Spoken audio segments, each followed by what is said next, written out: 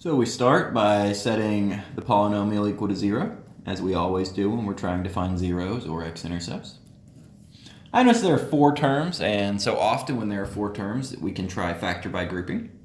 If you remember, factor by grouping has us group the first 2 terms and the second 2 terms, so I can rewrite this as x cubed minus 9x squared minus x minus 9.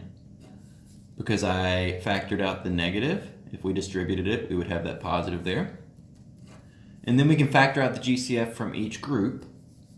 So here it would be x squared, and I'd be left with x minus 9. Here, we can only factor out a 1.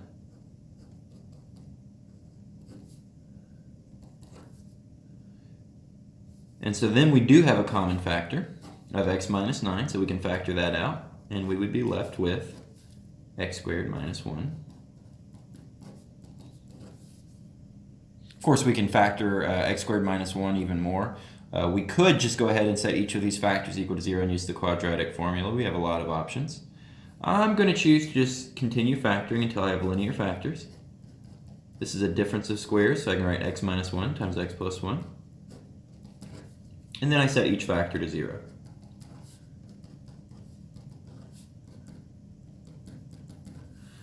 I add 9 to each side here to find that x equals 9 is a 0 or x-intercept for the polynomial. Here I add 1 to each side to find x equals 1 is a 0 or x-intercept for the polynomial. And finally I subtract 1 from each side here to get x equals negative 1 is the other 0 or x-intercept.